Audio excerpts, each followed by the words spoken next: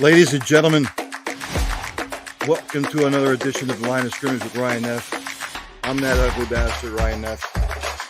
Let the music play a little bit, get into the groove. I was going to wait till 8 o'clock, but there's some stuff going on in college football right now that's got me aggravated and pissed off. It's annoying. I said this years ago. And by the way, stay safe in Georgia and Florida with Hurricane Helen, whatever the hell they're calling it. Just be safe. Hunker down. Hope everybody has gotten prepared. Thoughts and prayers to everybody down there. So like I said, I was going to wait till 8 o'clock. Can't do it. Just figured I'd blow this out of the water now. News and notes from college football. Obviously, the big thing is UNLV quarterback. And I know I'm going to butcher the name. I'm going to see if I can pull up what I saw here.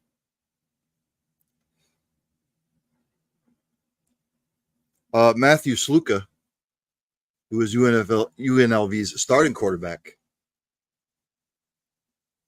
has decided that he's not going to play for UNLV anymore because what he deemed a unfulfilled promise of NIL money, looks like it was $100,000. UNLV came out with a statement. Football player Matthew Sluka's representative made financial demands upon the university and its NIL collective in order to continue playing. UNLV Athletics interpreted these demands as a violation of the NCAA pay-for-play rules, as well as Nevada state law.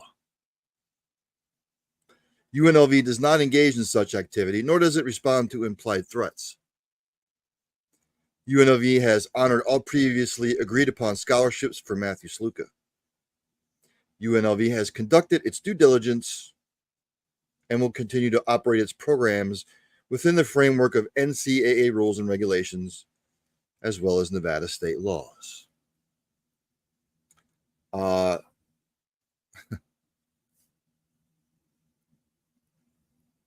Supposedly this was a verbal offer. Pete Thamel and Adam Rittenberg from ESPN, just reading over the article. And ladies and gentlemen, UNLV is 3-0.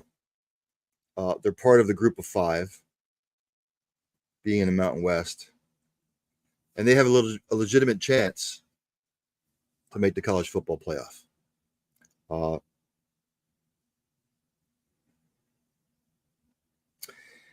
So I'm just going to read you some of it. UNLV quarterback Matthew Sluka left the undefeated Rebels on Tuesday night, which was yesterday, over claims of unfulfilled verbal NIL promises from a UNLV assistant coach. So now the assistant coaches are involved.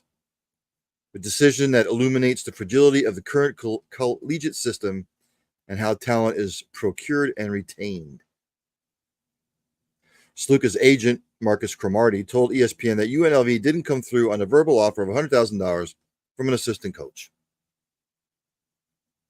The quarterback's father, Bob Sluka, told ESPN that head coach Barry Odom later said in a phone conversation that the offer wasn't valid because it didn't come from him, but rather from offensive coordinator Brendan Marion, who declined comment to ESPN.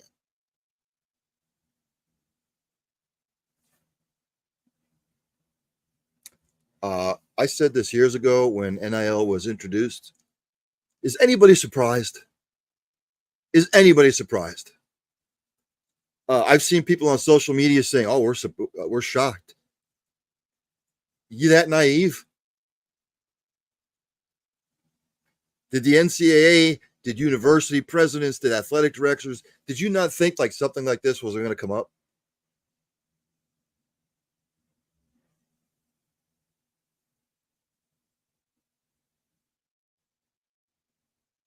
No, he's left his teammates. Why would anybody want to play for the kid now?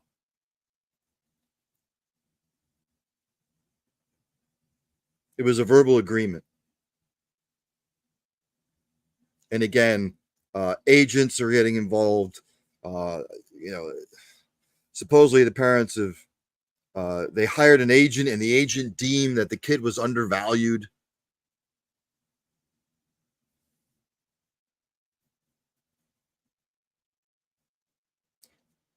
This is the kind of shit that aggravates me when it comes to all this. This realignment, the whole schmagiggy, it's pathetic.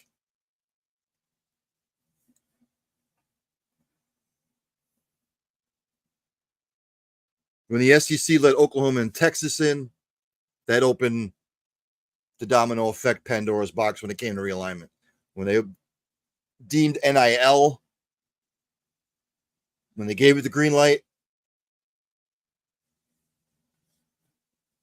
like did they not sit down somewhere and come up with like these scenarios?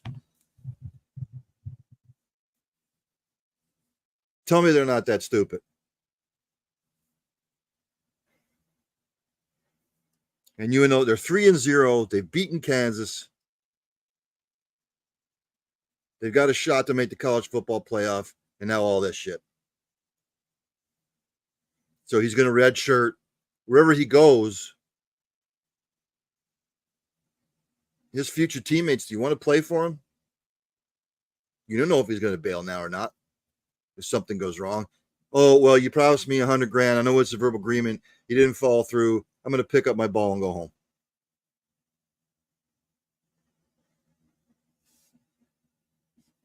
You don't just bail on your teammates as a starting quarterback just because they didn't give you $100,000. If it wasn't in writing,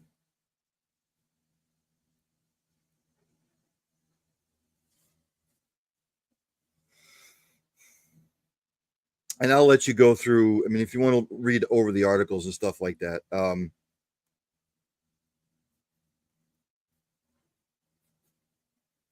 Just reading over some of this other crap.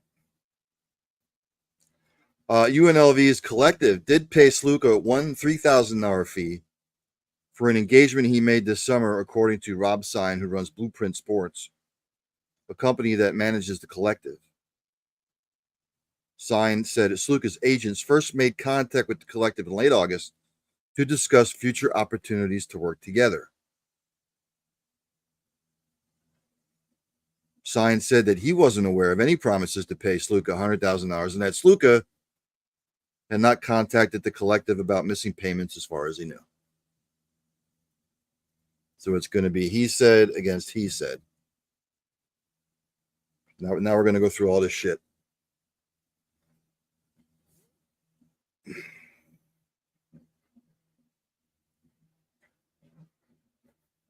And again, did they not think like something like this wasn't going to come up at some point?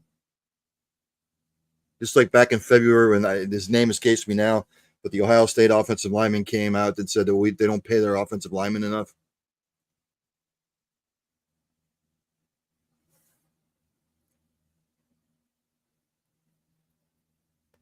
The only money Sluka has received from UNLV was $3,000 for moving expenses. That's according to his agent. While reports emerged from UNLV about Sluka asking for more money, Sluka insists that all he was asking for is what the program verbally promised. But there's no contract.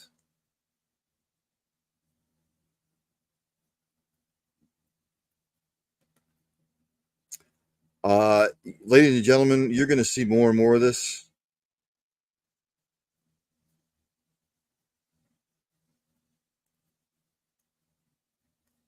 It's just sad. It's just, and again, see people on social media saying they're shocked. How could he do this? You can't be that naive that this surprises you. When it comes to any of this stuff, none of it should surprise you. None of it. It's going to happen in other places too. You could be at a place like Ohio State or Tennessee or Georgia or someplace, God forbid, like Tennessee right now. ranked 5th, 4-0. Suppose one of their main cogs in their offense, like their quarterback, or somebody on the defense says, "Hey, man, guys haven't paid me yet. I was promised this by, I don't know, October 1st." And they bounce.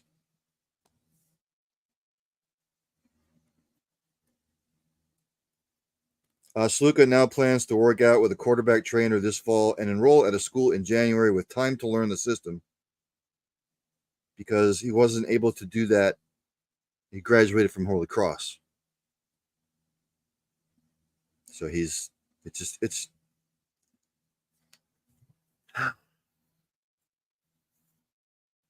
just annoying. The Pac-12 has filed a poaching penalty lawsuit in federal court.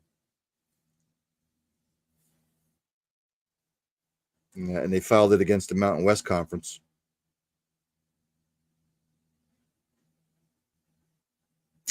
They did come to terms, if you remember, with the Mountain West on a one-year agreement that added 6 Mountain West Conference opponents to each remaining Pac-12 school schedule.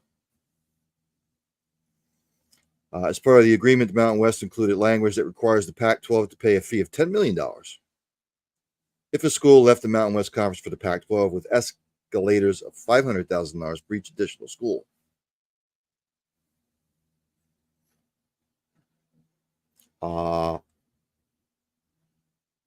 Quote unquote here, this action challenges an anti-competitive and unlawful poaching penalty that the Mountain West Conference imposed on the Pac-12 to inhibit competition for member schools in collegiate athletics. The poaching penalty saddles the Pac-12 with exorbitant and punitive monetary fees for engaging in competition by accepting Mountain West Conference member schools into the Pac-12.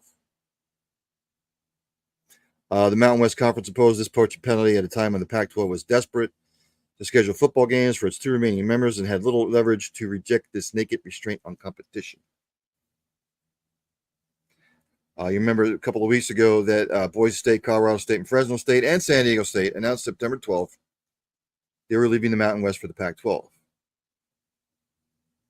There was an expectation the Pac-12 would be required to pay $43 million in fees as outlined in the scheduling agreement. That number jumped to $55 million on Monday after Utah State also accepted an offer to leave the Mountain West for the Pac-12. The Mountain West is in trouble.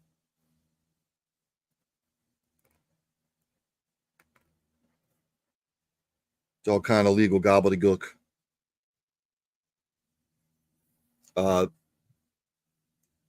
So the Mountain West Conference, whatever members try to remain there, the Mountain West is going to have to look at like some of the lesser schools in the area to keep the Mountain West afloat. This is going to get uglier. It's all about money, man. So when it comes down to the greens, the dead presidents, the lira, the coin, the bag, it's just sad. As a lover of college football, as somebody who's passionate about college football, all this shit, I can't handle it.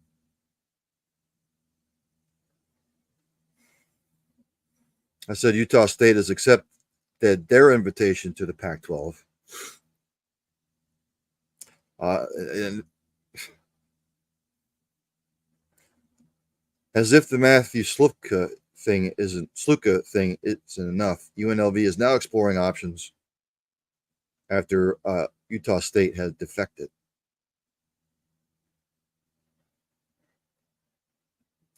Alabama A&M and Florida A&M have postponed their game due to the hurricane.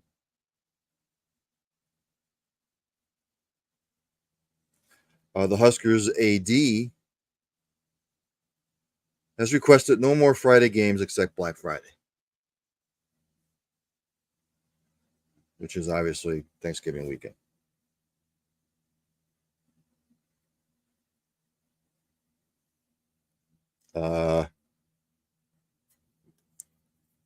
Huskers athletic director, Troy Dannon, said he wrote the letter of support from University Chancellor Ronnie Bennett and University of Nebraska Assistant President Jeffrey Gold for no more Friday shit.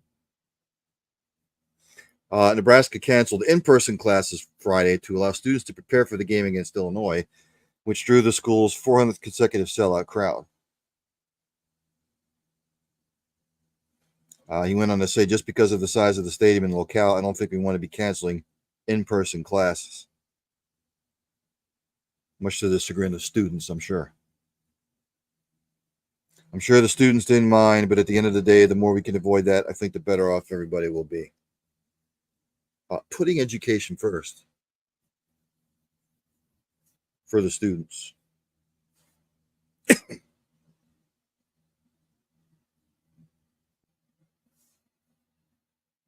Just looking over some other news and notes. Everybody saw the North Carolina debacle. And I guess Mac Brown was on the verge of retiring on the spot, but his players convinced him that it wasn't him.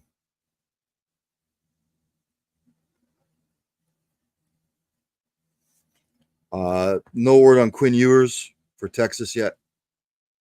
Not sure if he's going to play. Not that it matters. They're playing. I think they're playing Mississippi State. So, with all that being said, and again, I'll just say that I can't stand all this extracurricular shit that goes on with college football. Oh, you're not paying me that. You promised me $100,000. Well, you haven't paid me. It was a verbal agreement. So what? I'm rolling. That's what it's boiled down. And then you leave your teammates hanging, by the way. Why not just play and then let everything play out?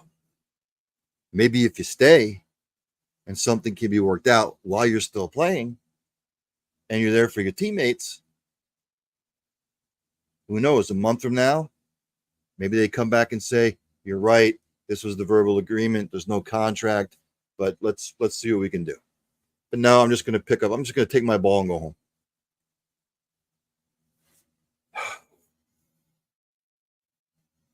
Again,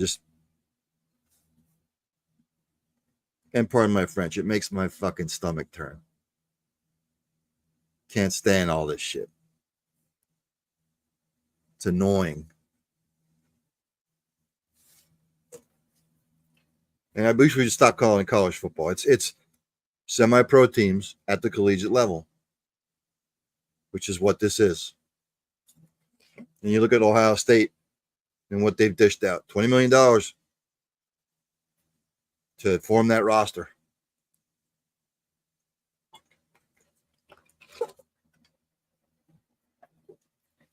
Sad. Week number 4 recap. Last Friday. Actually, sorry. Week number 4. Last Friday, Illinois beat Nebraska. I picked Illinois to win. Or I don't remember now. There's too much stuff going on. Nebraska had the lead. They were feeling themselves a little bit. Nebraska drops to 3-1. Illinois 4-0. There are some teams in the Big Ten that Illinois, Indiana, not going to be such a tough out. Anybody watch the game? It went in overtime. Illinois with the big stop on Nebraska. Illinois scores the touchdown. Good for Illinois. If we go to the stats, Luke Altmaier for Illinois had a fantastic game. 21 of 27, 215 yards, 4 touchdowns. Caden Fagan, leading rusher for Illinois, 12 carries, 69 yards. Pat Bryant was their leading receiver, 5 catches, 74 yards, 2 touchdowns. Collectively, they ran the ball 38 times for 168 yards, which I thought was the difference. Nebraska, Dylan Raiola, decent night. 24 35, 297 yards, 3 touchdowns, but he had to pick. Leading rusher was Dante Dowdell, 20 carries, 72 yards.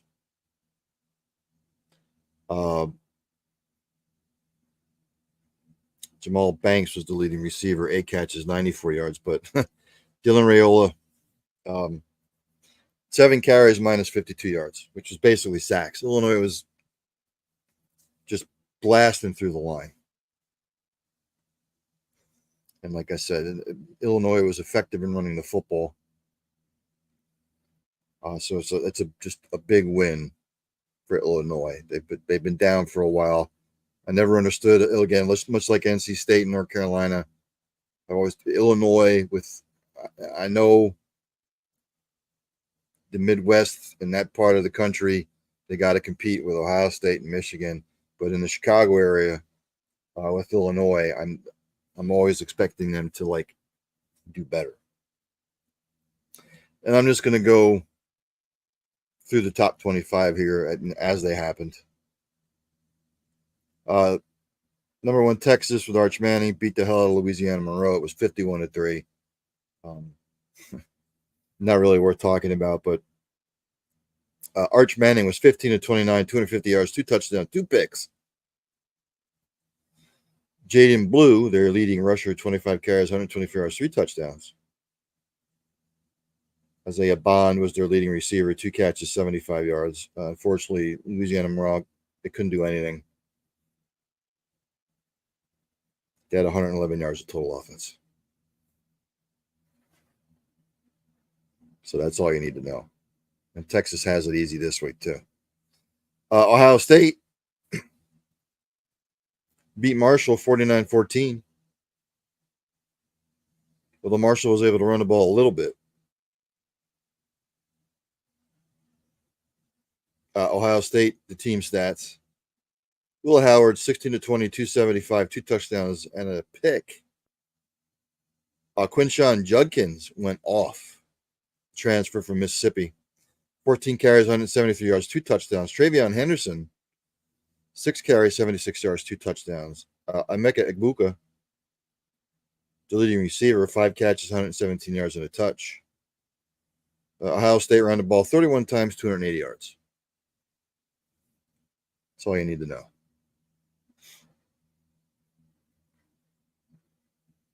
Ole Miss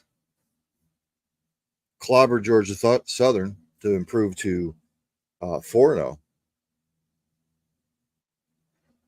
Georgia Southern dropped 2-2. Game wasn't close.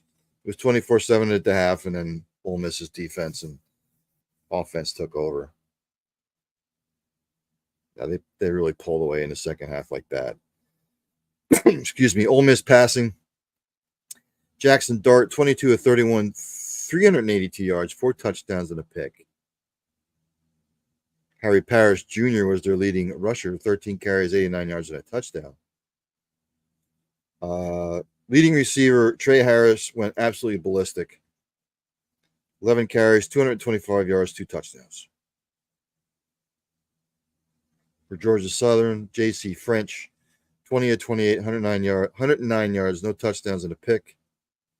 Ladies and gentlemen, they ran the ball collectively 37 times for 38 yards. And Derwin Burgess Jr. was their leading receiver at 5 carries for 53 yards.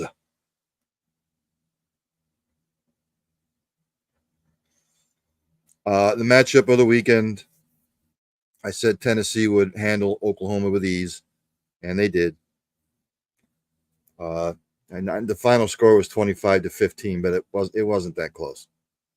It was garbage time for Oklahoma in the fourth quarter.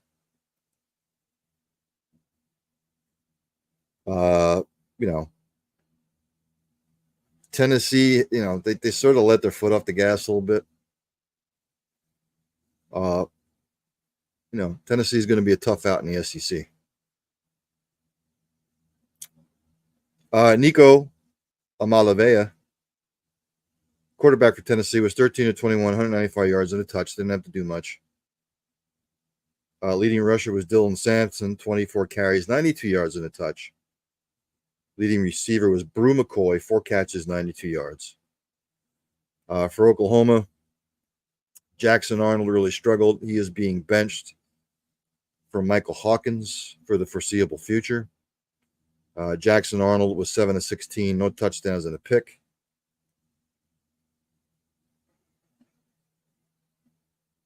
He just looked horrible. Michael Hawkins was their leading rusher, 12 carries, 22 yards. Oklahoma collectively ran the ball 34 times for 36 yards. Leading receiver for Oklahoma was Jacques Petaway, 3 catches, 79 yards. So, again, I said that Oklahoma was not that great of a football team. It's a little different in the SEC. Next game was the final in 2 overtimes, if anybody watched that game like I did. Missouri, they're like the Cardiac Kids right now. They beat Vanderbilt 30-27. They keep flirting with disaster, as Molly Hatch used to say. Went to 2 overtimes. You got to feel for the Vanderbilt kicker for missing what would have tied it in the second overtime. Missouri, Brady Cook, 23 of 37, 226, and 2 touchdowns. Nate Knoll, have a game, man. 24 carries, 199 yards. Luther Burden, with his 6 receptions, 76 yards, and 2 touchdowns. Vanderbilt, Diego Pavia, 14 of 23, 178, and 2 touchdowns, no picks. Diego Pavia was also the leading rusher, 17 carries, 84 yards. Leading receiver for Vanderbilt, Eli Stowers, 7 catches for 57 yards. Vanderbilt drops to 2-2. Missouri improves to 4-zip.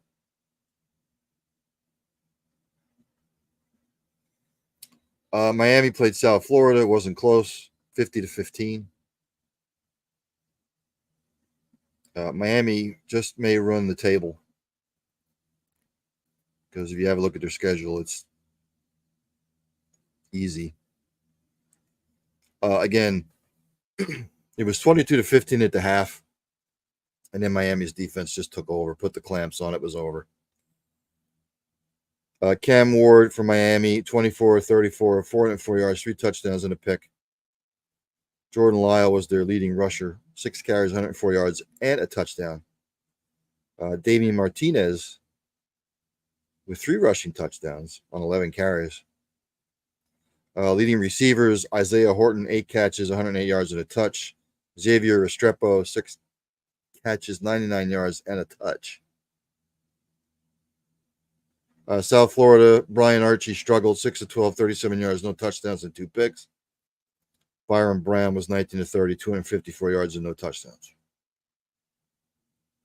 South Florida collectively rushing was 32 carries for 62 yards. But Sean Atkins, their leading receiver, had a day, 11 catches, 125 yards. South Florida falls to 2-2. Miami still undefeated. Penn State played poor Kent State, who in the last 2 weeks have been outscored 107.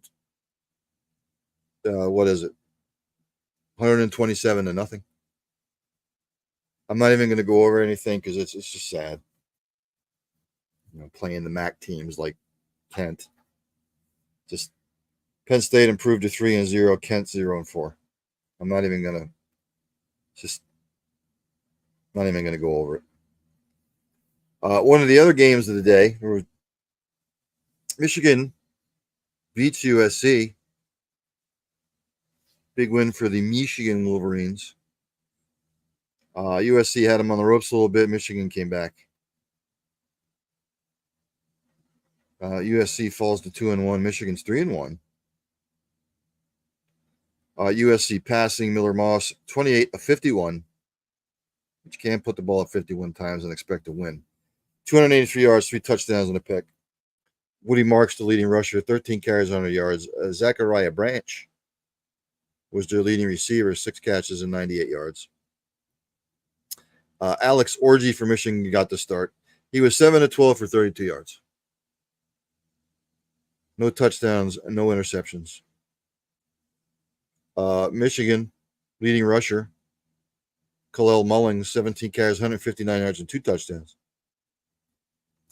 Michigan collectively ran the ball 46 times for 290 yards.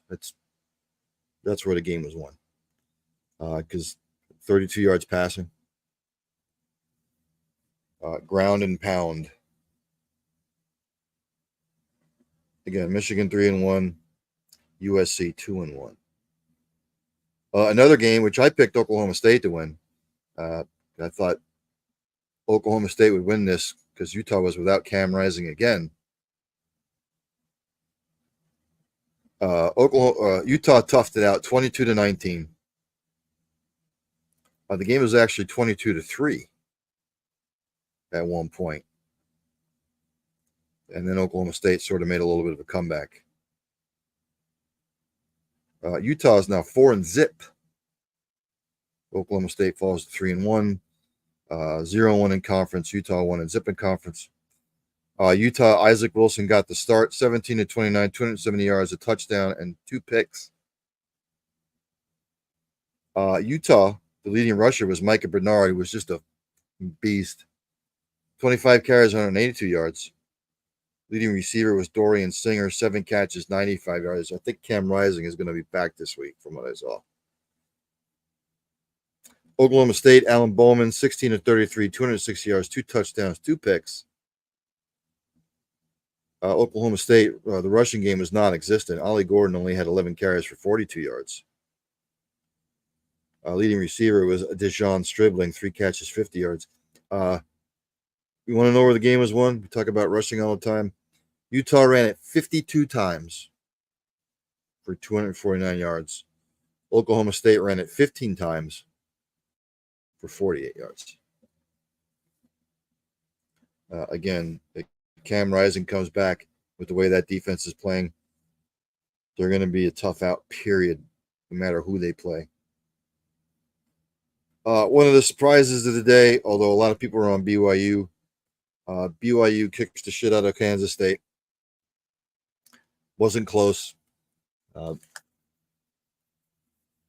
I picked Utah and Oklahoma State in the Big 12 championship. Everybody was talking about Kansas State and like all these other teams. No. Kansas State, turning the ball over. 38-9. For BYU, Jake Retzlaff was 15-21, 149 yards, 2 touchdowns, no turnovers. Leading rusher was Siona Ayamoa, 15 carries, 76 yards and a touch. The leading receiver for BYU, Chase Roberts, 2 catches, 47 yards and a touchdown. Kansas State, Avery Johnson, 15-28, 130 yards, no touchdowns, 2 picks. DJ Giddens, leading rusher, 19 carries, 93 yards. Jace Brown, 4 receptions, 51 yards. If we go to the team stats,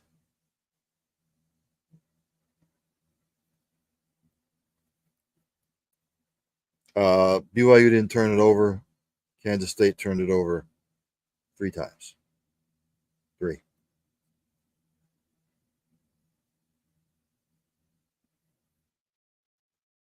Anybody that watched that game, it's just BYU was in control the whole way. And yet the State ran for almost over 200 yards. And they still lost.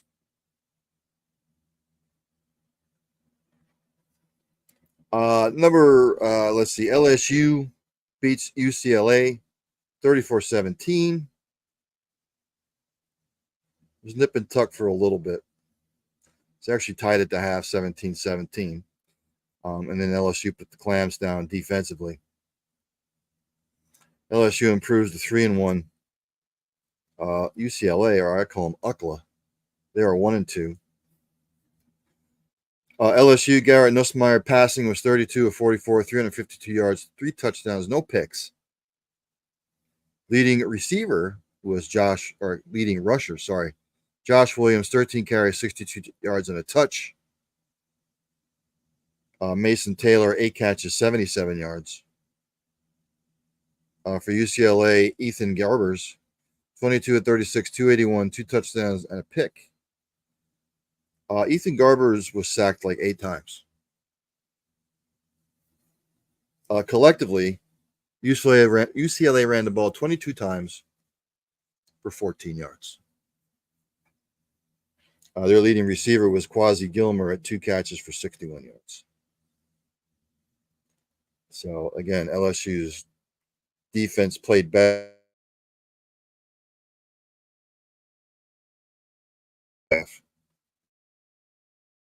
Dame continuing their MAC action, they beat Miami of Ohio 28-3. Notre Dame's 3-1. Miami of Ohio 0-3. Some people had Miami of Ohio actually winning the MAC. Notre Dame, Riley Leonard, 16-25, 154 yards and a touch. He also had 12 carries, 143 yards, and 2 touchdowns. Bo Collins was their leading receiver, 4 catches, 60 yards, and a touch. For Miami, Brett Gabbert, 14-35, 119 yards, no touchdowns, 2 picks. Leading rusher, Jordan Brunson, 10 carries, 34 yards. And their leading receiver was Cade McDonald, 4 catches for 52 yards. Notre Dame ran the ball 36 times for 370 yards, or 270 yards, sorry. Yeah, Notre Dame's going to have to run a table for them to make the playoff. Louisville takes down Georgia Tech 31-19.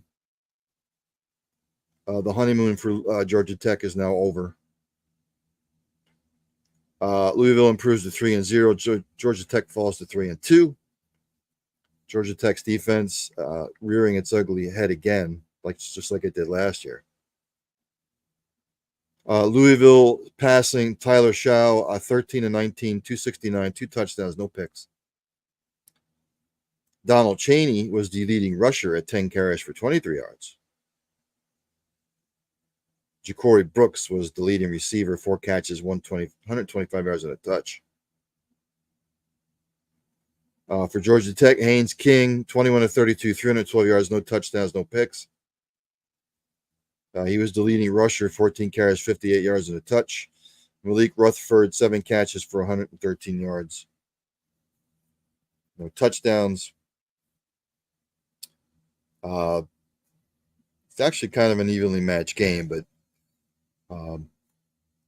Louisville kind of pulled away a little bit. So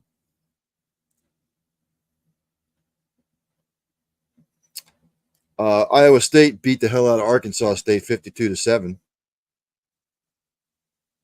Iowa State improves to 3-0. Arkansas State drops to 2-2. I see this out of Iowa State every once in a blue moon. You think they're going to be good, and always something happens. Rocco Becht, your leading passer for Iowa State, 11 of 18, 204, 2 touchdowns and a pick. Carson Hansen, the leading rusher, 9 carries, 58 yards, 2 touchdowns. Leading receiver for them was Benjamin Brahmer, 3 catches, 73 yards. Arkansas State, Jalen Rayner, 5 of 16, 68 yards, no touchdowns, 2 picks. Leading rusher was Devin Spencer, 9 carries, 52 yards. Leading receiver, Hunter Summers, 2 catches, 37 yards, and a touchdown. Iowa State ran the ball 48 times for 237 yards, 5 touchdowns. Again, you have to run the football.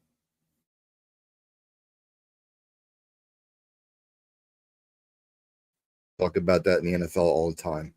And it's same in college football. Clemson beats NC State 59-35. Wasn't that close. Clemson had the scrubs in. It was 59-14 at one point. And then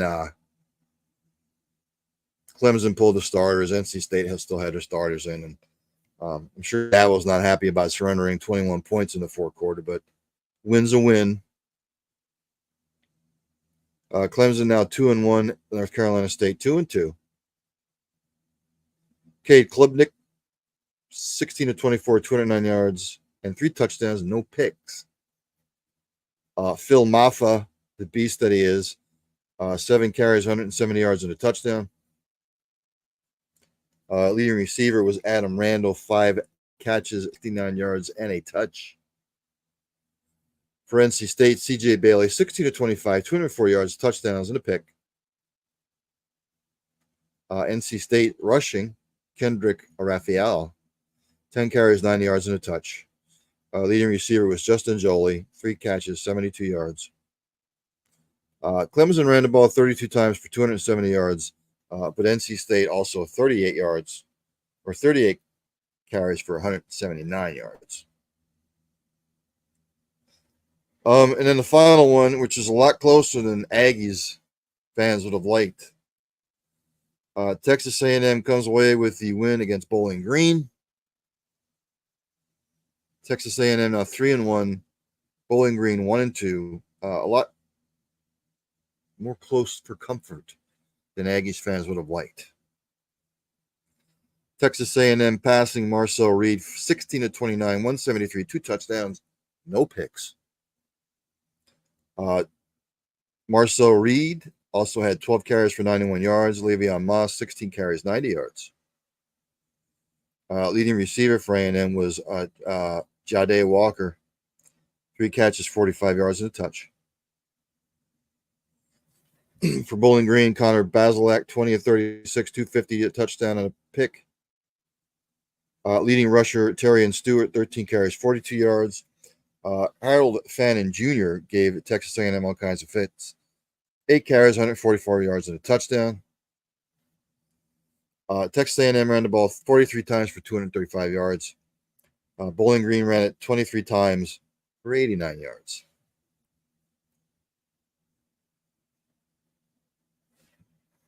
So that wraps up week 4. So let us jump to week number 5 already. Football season goes so friggin' fast. So let's jump to week number 5. Friday, Virginia Tech travels to Miami. Miami now ranked 7th. This is at 7:30 on ESPN. Hard Rock Stadium, Miami Gardens. Miami's favored by 20.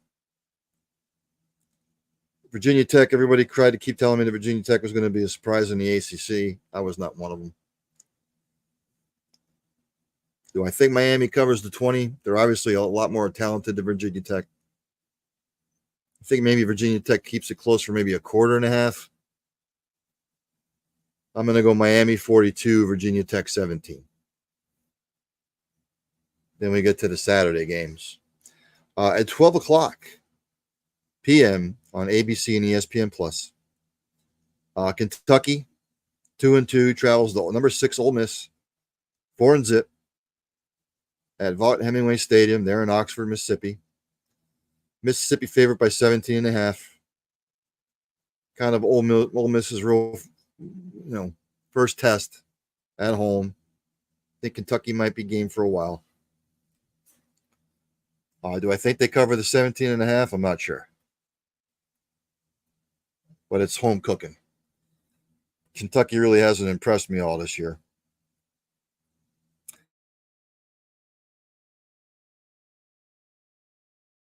It's 40, Kentucky 17. The 2-2 Minnesota Golden Gophers take on the number 12 Michigan Wolverines at 3-1. Michigan favored by 9.5. Correct me if I'm wrong.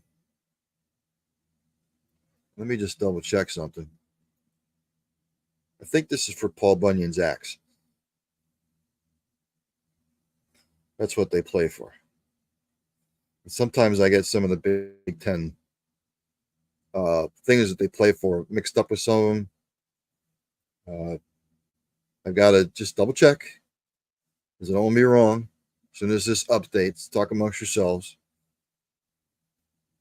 Oh, no, that's Minnesota, Wisconsin.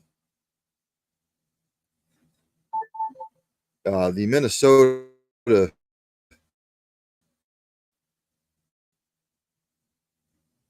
Michigan game is it the old Oaken Bucket? See, now this is bothering me. 56 years old, losing my mind. Little brown jug. That's what it is. My bad.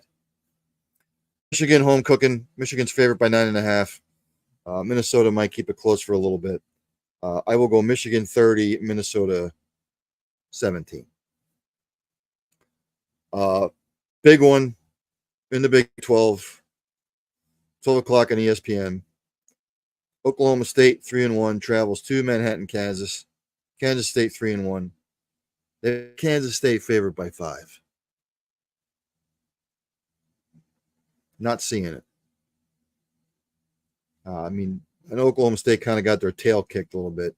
Kansas State got drubbed. Just somebody might know something.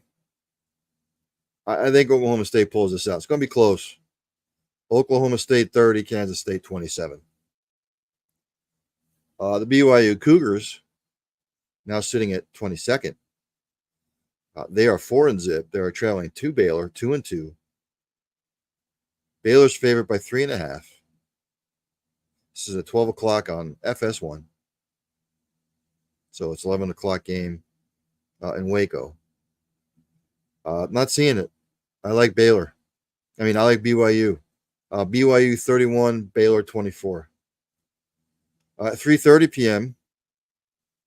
We have the Wisconsin Badgers traveling to Los Angeles to take on number 13 USC. They are 2-1. USC favored by 15.5.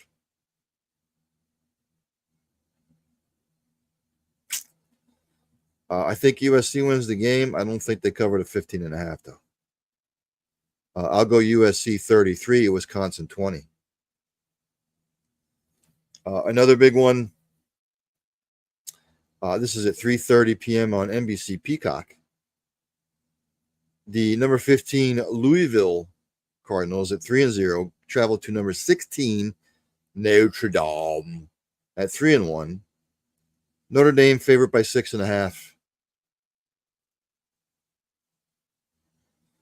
Tough one. Until Notre Dame can prove to me that they can do it consistently after losing to Northern Illinois, I think Louisville goes in there and steals one. Louisville 28, Notre Dame 24. Then we have the Oklahoma Sooners, still ranked 21st. They travel to Auburn, to Jordan-Hare to take on Auburn. This is at 3:30 p.m. on ABC ESPN+. Oklahoma's favored by 2. Both teams are looking for consistency. I got to ride with Auburn for some reason. I don't know why. Auburn 27, Oklahoma 21. 3:30 p.m. on ESPN. The Arkansas Razorbacks at 3-1 travel to Arlington, Texas, neutral site to take on the Texas A&M Aggies at 3-1. Texas A&M favored by 4.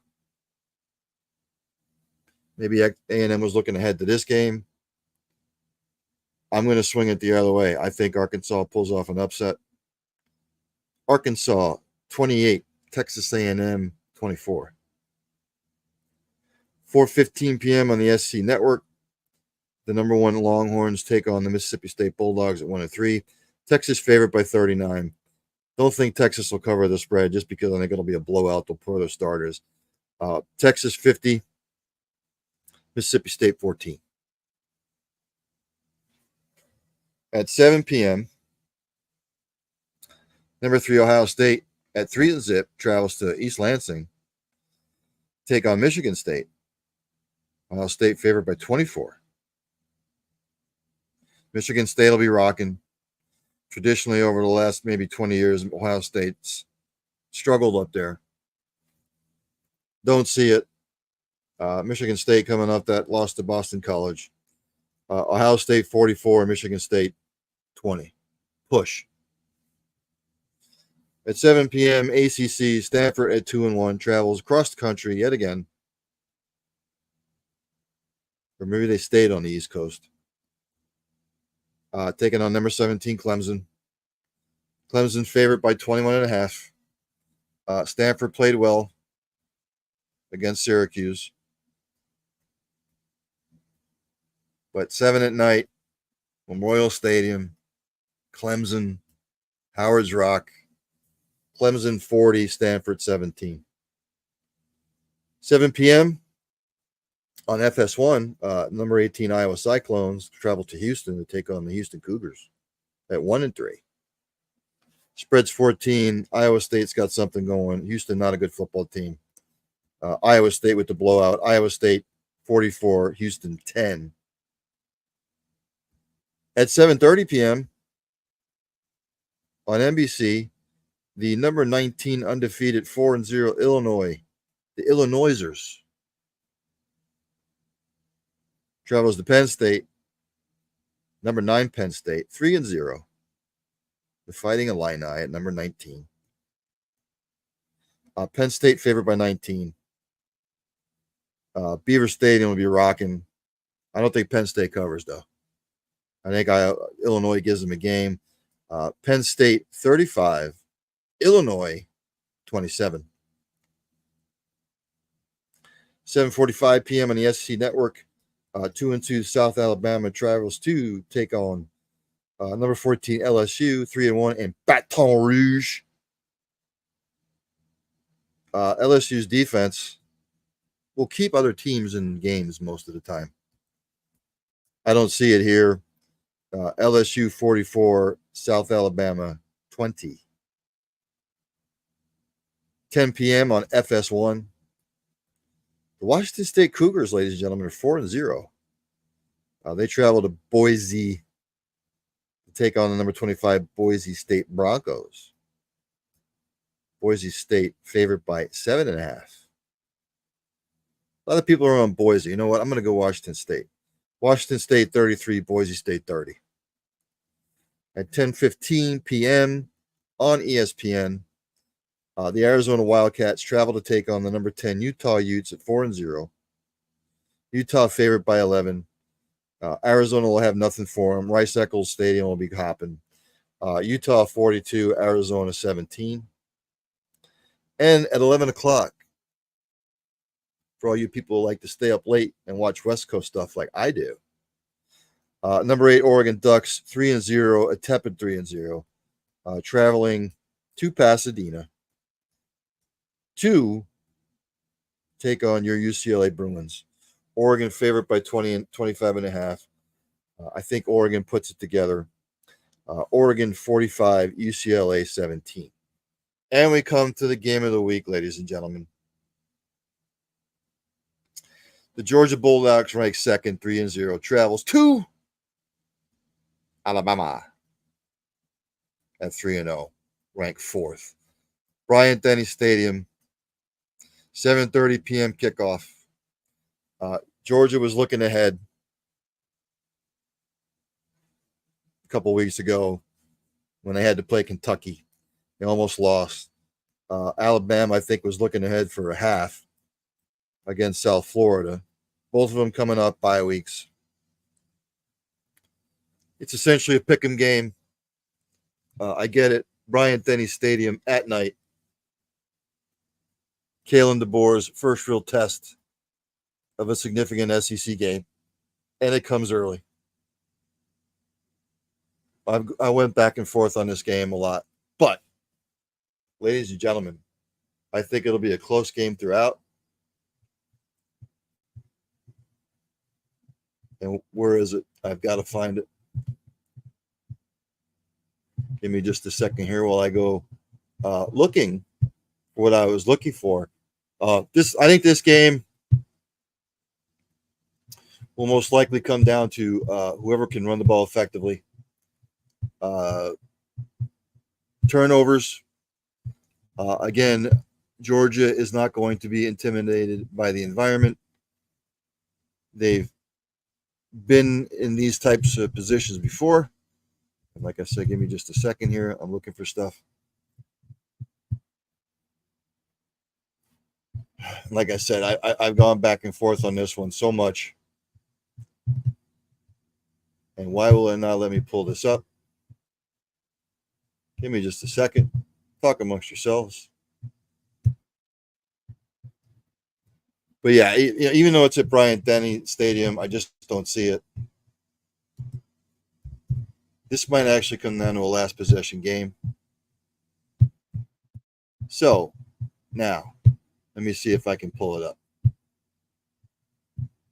Because I don't want to diss, as the kids used to say back in the day. Nope, and it's still not letting me pull it up. Give me just a second. I am unprepared.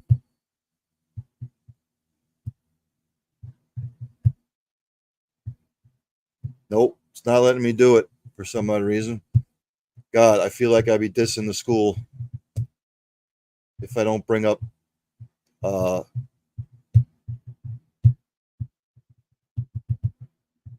segment that I like to call which team gets the finger? And it's not letting me do it. Go figure. Well, I was going to give the finger to Georgia. They were going to get the finger, the number one foam finger. It's not letting me pull it up, but I can still play the fight song.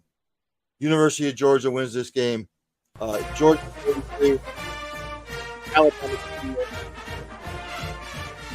Georgia gets it done to go to 4-0. Alabama will drop to 1-3. Like I said, for some odd reason, it's not letting me pull up the foam finger. Bastards. Still trying to pull up. But yes, Georgia will get the W.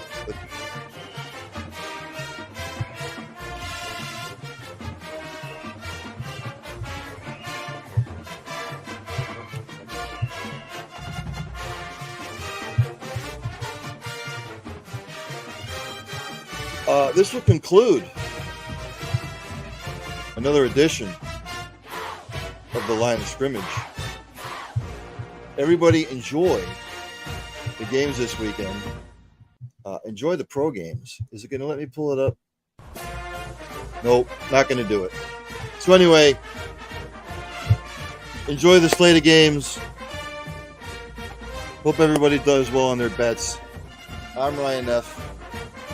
I will see hopefully everybody, well, no, not tomorrow.